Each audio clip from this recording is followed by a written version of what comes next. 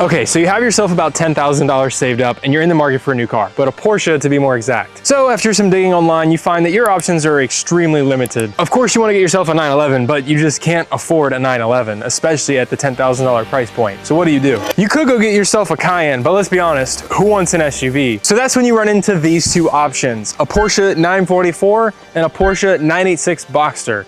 But the question is, which one should you buy? So here I have a 1984 Porsche 944 and we have a 2004 Porsche 986 Boxster. Now before I can actually get into the testing of this video, I would like to say a huge thank you to Nathan for letting me use his Boxster to pair up against my 944. And I'd also like to thank Nathan for actually giving the idea for this video. We've been talking about filming this video for months now, I think, so I'm really excited to do this, but Nathan has the floor. This is my 2004 Porsche Boxster. Base Boxster, a lot of fun. Complete with the fried egg headlights, turbo twist style wheels, and a number of other accessories. The 986 Boxster was the complete and perfect fit for me. Also, the Active Aero.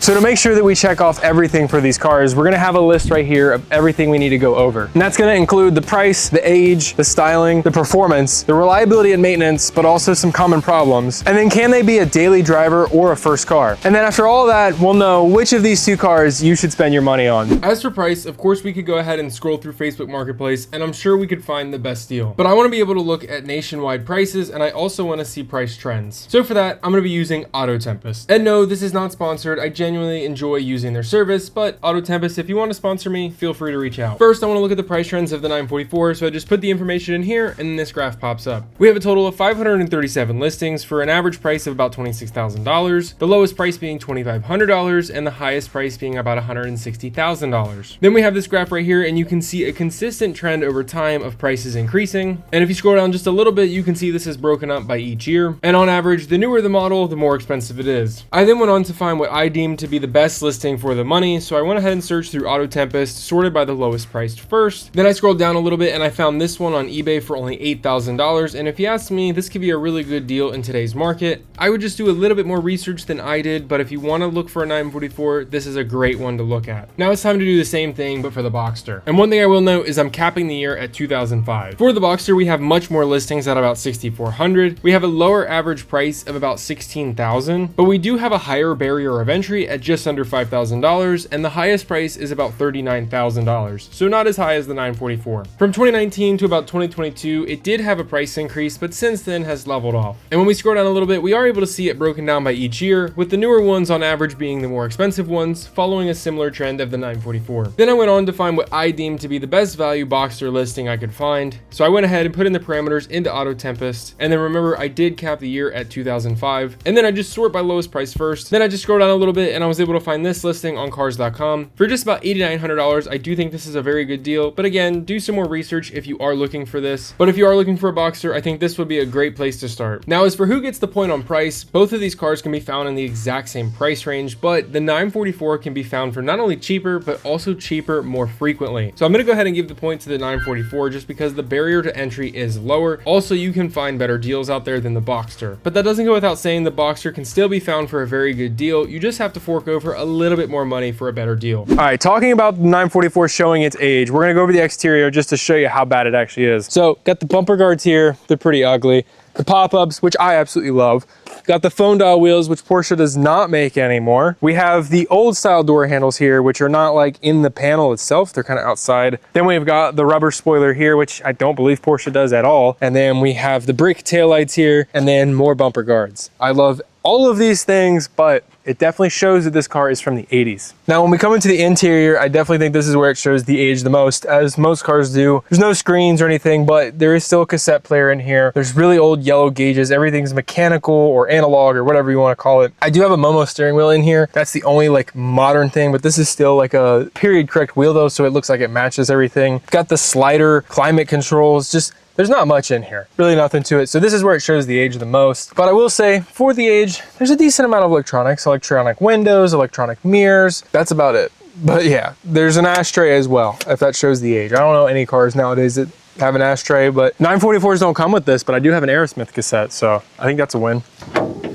All right, now we're gonna talk about the engine bay. And this, I think, is where it shows a lot of age because none of this stuff is new technology. We have a distributor cap, old style fuel rail, old style blower. There's really just not much in here, and that's where it kind of shows its age. But before we can judge this, let's go ahead and take a look at the Boxster as well. Moving on to the outside of the car, the fried egg headlights from the 996 911 definitely show the car's age. They're not circular, they're not very Porsche-esque, but I still love them. Up here, up front, you know these two vents on either side of the car, along with the vents here on the rear. Well, not the rear, more to the side of the car. You cannot forget the timeless turbo twist design. These are my taillights, much different from the 944s. They're very round. Also, the same big rumper bumperettes. Wouldn't be a true Porsche without them. Moving into the interior of the Boxster, there are several things here that really set it aside from the 944. Starting off, there's an aftermarket head unit screen in here. Very simple, very easy to put in. Doesn't cost that much. Over here, you have your headlight switch, key always on the left, like any true Porsche. And your gauges, 3 gauges here with this really, really unique dash design. Absolutely love it. Paired with the correct transmission, handbrake, nothing too crazy. Oh, and the glove box. Now, moving on to the engine bay. It may not look like much, but underneath all this carpet, there's a 2.7 liter flat six directly from Porsche, manufactured in Stuttgart. This is the only engine access you have. Your oil, your coolant, and this long dipstick. When looking at the age of both of these vehicles, they do show signs of their age. However, they both are still Porsches, so they will be a lot more advanced compared to other cars of their time. If you want a more modern car, the Boxster is definitely our choice, but if you don't mind a few extra years, the 944 will do you wonders. But for the sake of the test, I'm going to give the point to the Boxster since it is going to be about 2 decades newer, but that doesn't go without saying the 944 does hold up. Okay, so now we're going to go ahead and move on to styling because it's pretty clear these two cars are very different. As for the styling of the 944, if you bought this brand new in 1984, people would either think you're a doctor, a finance bro, or some sort of very important person. But today when you see this car, you assume high schooler. Now when we talk about the Boxster, this looks like you own a hair salon or a nail salon. That's kind of the stereotype you get with this car. But that doesn't go without saying, the 944 is a very beautiful car. We have these beautiful fender flares both on the front and the rear of the vehicle. It's a pretty typical design, a long front end with kind of the sloped further back side, I guess, how we want to describe it. It's a coupe. Then you also have like this hatchback styling here, more of a lift back though, but whatever. Overall, I think this car is just beautifully designed. I really do think that this looks more of a sports car than the Boxster, but that's just my opinion. A lot of people love this car. They love this style. It's been used on cars for centuries. Let's say the Ferrari 812 Superfast. It's got the long hood, just the slope back design with a 2-seater. Aston Martin's used it. Jaguar's used it. A lot of cars have used this design and it works. It's timeless. Although this car shows its age, the design itself works. But I do think this car works very well. This one specifically is in this beautiful red color with the tan interior. So it's not the typical black and silver. If you get the silver on black, I apologize. It looks good still, but it's typical. This one's a convertible, that one's a coupe, that one's more of a hatchback.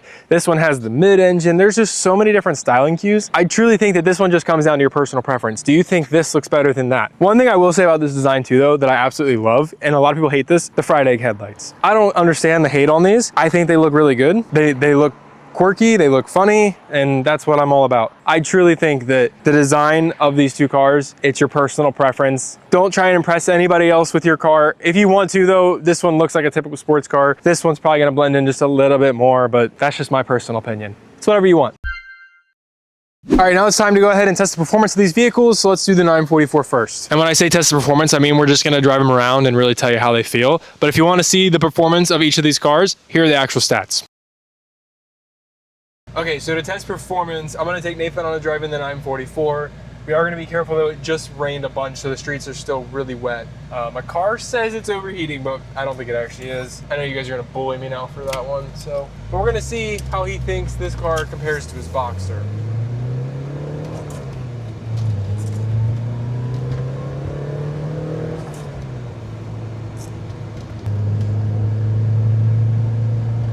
I don't know. I think that you can have fun in any car. That's my hot take for the day. I don't think that's a hot take, to be honest. I think that's a pretty valid take. The only thing is with the night, like right now, I'm not trying to be hard on it because I'm like, if it is overheating, I'm beating the piss out of it. You're gonna explode. But the way I describe the 944 is you have to be hard on it in order to have fun, and then when you're hard on a car, that's when you're gonna break stuff, though. Yeah. The whole Boxster philosophy is that hard on the car is good. Yeah, that's kind of how it is. Shifting around is bad for the car. The car is made to kind of be driven pretty hard, like most new modern Porsches. Yeah. So I think beating on it a little bit is not going to hurt it. The 944 is not quick. in a straight line. It's good it's really good in the corners. Honestly, when I drive this car, I feel like I'm on rails. I don't know about in the rain though. I don't drive it in the rain, so I don't want to chance this. It does feel like it's very planted, and the 50-50 weight distribution does come in handy. So like that, I think has the upper hand in versus the Boxster. The mid-engine, I feel like everyone always talks about how good the Cayman Boxster platform is due to the mid-engine part of it, just the engine positioning. Better than I thought it would be, just sitting here. That's the thing about the 944 is it has the performance when you want it to, but then it's also just a nice cruiser when you don't want to do anything. Like you can just cruise and like, all right, now we're gonna do a fat burnout. I don't know if I actually would want to in this car. Probably break something. Oh, 100%. 100% I'm breaking something. Honestly, I would say overall the 944's performance is very good. I would not say it's lackluster by any means. I would say it's very good when you want it to be. When you don't want it to be, it's gonna be just a typical cruising car, daily car, whatever else you want to use it as. But now, I'm gonna go in the Boxster and he's gonna drive me. Okay, so Nathan's actually letting me drive Boxster here. And I'm gonna see how this compares to the 944. I already know it's gonna be much quicker. I already know it's gonna be much more refined. Okay, your gear shift feels much better than mine. Yeah, I just put the factory one back in actually. The previous owner put in a 997 GT3 style short shifter. Okay, I was gonna say, which was kind of cool, but when I was learning manual, I had to take it out. Yeah. So the factory one's back in there. It's still pretty much brand new. Oh, yeah, there's a lot more pickup on this car. Little 2.7, but it's surprising. It's only 2.7? Yep. Yeah, it's a base. From 02 to 04, the 2.7s were in the engine, or the engine was the 2.7, and then from 97 to 02 was 2.5. All the S's, like the Boxster S's, have always been the 3.2 liter. I'm not even being hard on it, and I can already tell to the throttle it's got a lot more pickup than the 944. It feels way more refined, steering, shifting, everything. So if you want a more refined feel, this is probably the car to go for. It's newer, so I feel like that's expected. That's not like any surprise, so to say. So a lot of people's complaint with this car is the clutch is really, really long. How do you feel about that? Just dragging it feels like the 944s, because I get that complaint a lot too, to be honest with you. People always say like the bite point's like really high up. Yep.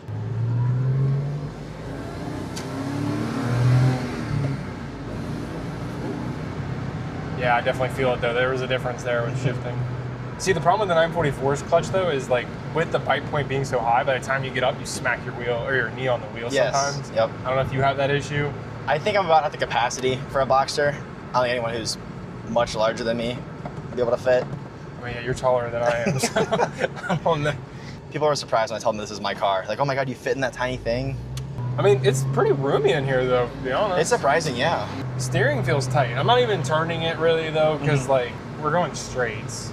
Now yours is a 5-speed also, isn't it? Yeah, it is. Okay. But it's only geared up to, it only goes 130 miles an hour. Yeah. I do notice that though too on yours is that the gauge says for the miles per hour 0, 25, 50, 75. Instead of in 30 increments, it's like in 25s. There's also a digital speedometer below that, which is really interesting. You see that, It kind of surprised me when I got this car. I wasn't aware of that. Like, wow, in 04, they really had this kind of technology, all that kind of stuff. Your steering wheel is definitely bigger than mine too. It's huge. Mine's not stock though, so mine is smaller than the stock one. Okay. And that's why I did it, because mine originally was, it was huge. Oh, the key being on the left is weird. That's so weird to me. After testing the performance of both of these, it is pretty clear that the Boxster is going to be the better performing vehicle, but that does not mean that the 944 can't hold its own. Remember, this has 50-50 weight distribution. It's going to be a very well-handled car. In a straight line, this one's gonna be quicker. So if you're after a faster car overall, this one is definitely going to be it. So overall, the point is gonna go to the Boxster, but I don't think you can just shut out the 944 just yet. It is older, it's going to be slower. Performance standards weren't the same. So I do think the 944 does hold its own here. Now it's time for reliability, maintenance, and some common problems, because there are a lot on these cars. They're Porsches. First off, the 944. I just finished doing the timing belt water pump. That is like the most common and most important maintenance you could possibly do. It took me a span of 2 months to finish the job. You can do it in a weekend. It's super easy. It's super fun. Fun is objective, obviously, but it really is not that bad of a job as I thought it was going to be. It was challenging at times, but most of the time was just pretty straightforward. But you absolutely have to make sure you do that every 3 to 4 years. It cost me in parts about $800, but I was doing a couple other things in there, like the oil cooler, the rollers, all sorts of other little things in there. Another thing you have to be weary of on this car is the clutch. The clutch is made of a rubber center. Instead of a typical spring center or other type of center, the center of the clutch is made out of rubber. So you absolutely have to make sure you're either not hard on the car or that the clutch has been replaced. I don't think this one's been replaced. It feels fine to me, but it might not feel fine for everybody else. And of course, there's other common problems around this car. It is an old car, so rusting, you're gonna get some rust in the battery compartments if you don't clean the water out. You're gonna get some rust around the panels if you don't, keep up with salt or anything like that. The underbodies are coated to prevent rust, but that doesn't mean it's perfect. So keep that in mind. But other than that, I really don't think this car is hard to maintain. It's been really reliable for me. I've barely had any problems. One electrical problem, and that was the windshield wiper stopped working. The car's never left me stranded, but well, knock on that one because I'm not home. So one thing I almost forgot, and that is arguably the most important thing, is you always have to keep, and I'll actually grab it if you come here, you always have to keep one of these in your glove box. Always. And that is a fuel pump relay or DME relay. You'll hear two different things. You have to keep these in your car. It is what controls your fuel pump, which sits right behind this wheel here. If this goes out, you're not getting home. Your fuel pump will not run. It will not turn over. You will not get any fuel into the engine. I did have one of these go out on me. Thankfully, I was in my driveway when it happened, but I always keep a spare because you would absolutely hate to be wherever you are, not home, and have it go out, and then you're stranded, have to call a tow truck and get it home. But that's pretty much all of the problems, common maintenance, whatever. That's what you're gonna have on this car. Let's go talk about the Boxster now. Now, because this car is mid-engine, really more towards the rear, I can't really show you it. If you want access to your engine, 944 may be a better alternative to you. Only way to access the engine is if it's up on the lift. Moving in with common problems, your IMS bearing, if you're currently in the market for a Boxster or have even thought about a Boxster, any sort of research, the IMS bearing has probably popped up. It should affect less than 2% of the cars. It's not a big issue, but on my car personally, it was fully rebuilt just a few years ago, so no, I live with that peace of mind, knowing that it won't happen ever again. The reliability with this car has been surprisingly good. Nothing's gone out, nothing's gone wrong. Tires are needing to be replaced pretty soon. But regular maintenance, oil change every single year, that's what I do. Just preventative maintenance, and the car will run perfectly. Treat it how you want to be treated. Keep up on it, it'll treat you right. So when it comes down to reliability and maintenance and common problems, I think it's pretty even here. This one's gonna have its problems, this one's gonna have its problems. They're both gonna be really reliable. It really just comes down on how you treat it. Like Nathan said, he does a lot of preventative maintenance. One thing I forgot to mention too is I also do a lot of preventative maintenance. When it comes down to it, if you take care of your car, it'll take care of you. I think both of these are a very good option. But please, for the love of God, take care of your IMS bearing and carry a fuel pump relay in that one. Okay, as for daily driver and just having this as a first car, I've already made a video on this. So please go watch this video wherever it pops up. Go watch that video because I'm gonna go fully in depth on this car, but I will give a quick recap of what happened in there. This car does have a lot of space. I already said, it is very reliable. So if you treat it right, it'll treat you right. But if this is your only car, I concluded that I probably wouldn't recommend it because the car is old. There's no Apple CarPlay. There is none of the modern features today. There's no aux, there's no Bluetooth, there's still cassettes. Obviously, a lot of this stuff can be changed. You can add a Bluetooth, you can add whatever you want. You can add Apple CarPlay. There is a decent amount of storage. There's a lot more than the Boxster in here. You do have rear seats, so I wouldn't recommend using them, but you can use them if you really wanted to. You can fit somebody back there. There is a lot of legroom in this car as well. I've already noted that. There is a sunroof too, so if you want to have a similar experience to the Boxster, you could open it up, take it off, whatever. There is also a lot of visibility in this. The Boxster, when you have the top up, I was told that there's not a lot of visibility in there, but when the top off, obviously there's tons. The whole back is glass, except this pillar right here. But honestly, there's no blind spot there because it's just at the right point from when you turn your head, if you were to turn your head, or look in the mirror, where you're not gonna have an issue here. Other than that, the car's a pretty good daily driver. I daily drove this for about 3 to 4 months a couple summers ago. I've never daily driven it in the winter. I don't know if I can recommend it, to be honest. I know a lot of people who do. I know a lot of people who this has been their daily driver for the past 20 years and they love it. It's really just up to you and what fits your lifestyle. I think this one though is gonna fit your lifestyle more than the Boxster because of a couple things like space, and that's really the only thing. Space and visibility, it's gonna be easier. So, and if you have to carry more people. But that's it, let's go look at the Boxster now. Carter thinks his 944 has all this storage. He's wrong. Moving on, starting out with the frunk. Because you're mid-engine, look at all the space you have up here. There's space for a full-size spare tire, tons of other space for whatever else you need. Moving on to the actual sitting area of the car, along with the glove box, you also have this big open cubby space back here. I can fit my entire arm in there, no problem, no issue. Also the trunk. Again, the engine's right here. Look how much space you have. Now, if you're getting your groceries, you get ice cream, do not put them back here. It does get a little warm, but other than that, it's great. Also, because it is rear-wheel drive, snow, weather, a little rocky, but I did drive in the snow. It handled pretty well. I think the engine being right where it is kind of distributes the weight pretty evenly. It does handle a lot better than you'd think, but at the end of the day, it really comes down to your tires. Rear-wheel drive, it's fine, but tires mean the most. Again, with the whole daily driving aspect, when you get into a daily driver car, you want to get in and you just want to go. This car, I think, is perfect. Again, no issues, no weird quirks, no weird anything. The car's been absolutely amazing to me. That's probably just because I treat it right. If you treat it right, it'll treat you right. Moving on to the interior of the Boxster, this aftermarket head unit in here, giant screen, Apple CarPlay, all that stuff, it's wonderful. Plus, I kind of like how it looks. Your fully digital speedometer over here, it's wonderful. Also, my favorite thing, the heated seats. They do in fact work. You also have a fully digital air conditioner unit. Oh, one more thing. Not just one cup holder, there's two. 944, it has none. I think this could be a good daily driver, but it really comes down to what you're after.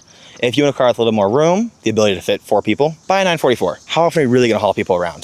2-seater, it's perfect. You don't need the extra seats. If anything, it's weight reduction, more fun to drive. As for the daily driver aspects of these cars, as Nathan said, it really depends on what you're after. So for that, both of them are going to get a point because it really comes down to personal preference. Now, as for which one you should spend your money on, that also is going to come down to personal preference. Now, while these cars fall in the same category, they are going to be very different from each other, meaning that it really just comes down to personal preference. In total, the Boxster had 5 points, while the 944 had 4 points. The Boxster was only able to beat the 944 in 2 categories, and that being age and performance, while the 944 was only able to beat the Boxster in 1 category, and that would be price. However, every other category, it was a complete tie because it really just comes down to personal preference.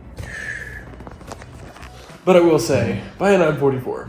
And again, a huge thank you to Nathan for letting me use his Boxster. I'm gonna let him have this. He can give a closing statement. It's been a pleasure, absolute blast. It's taken us several months to film this video. I'm glad it finally happened, even though between the rain and the heat, I mean, it's Ohio, why is it hot? But yeah, we made it happen. Mention the storm that's rolling in on us right now, actually. There's a storm up there. It's coming in. There, let me. So before we deal with any more rain, we're gonna get out of here. Also, at CincyPorsches on Instagram. See my car and my dad's. We do a lot of Porsche stuff together. If you're interested in any of that kind of stuff, drop a follow. But that's gonna be all I have here for you guys this week. I really do hope you enjoyed this Porsche Boxster versus 944. So hopefully this gives you a better idea on which one you should buy, because this seems to be a pretty common issue of which one you should actually buy. But I do hope you guys did enjoy this video. If you did, make sure to leave a like down below. Make sure you comment as well. Make sure you share it with your friends, and go ahead and click subscribe, because there's gonna be plenty more videos like this where this came from. And we're on the road to 2,000 subs. So please sub. But I do hope you guys did enjoy. So make sure you drive safe, and I love you guys.